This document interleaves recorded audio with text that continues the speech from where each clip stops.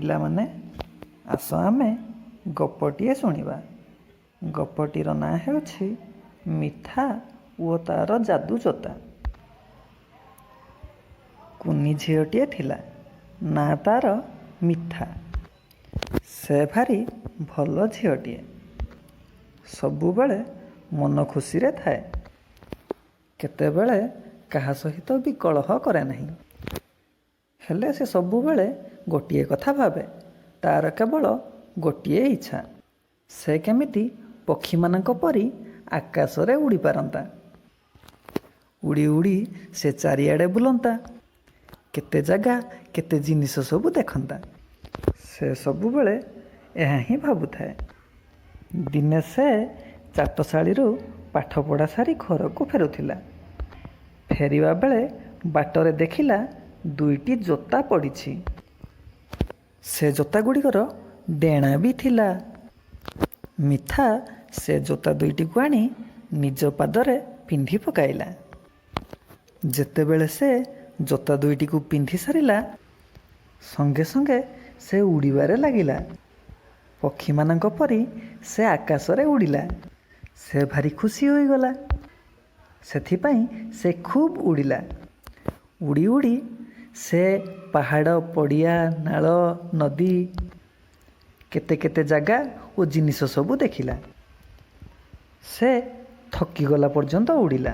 ଯେତେବେଳେ ସେ ଥକିଗଲା, ସେ ତଳକୁ ଓହ୍ଲାଇ ଆସିଲା। ଘରକୁ ଫେରି ସେ ତାର ବାପା ମାଆଙ୍କୁ ସେଇ ଯାଦୁ ଜୋତା ଗୁଡ଼ିକ ବିଷୟରେ କହିଲା।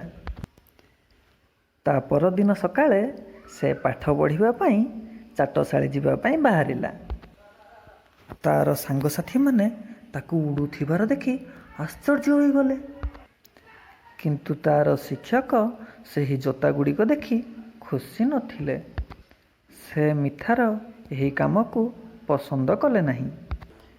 ମିଠାର ସାଙ୍ଗମାନେ ମଧ୍ୟ ମିଠାକୁ ଏପରି ଉଡ଼ୁଥିବାର ଦେଖି ସହିପାରିଲେ ନାହିଁ।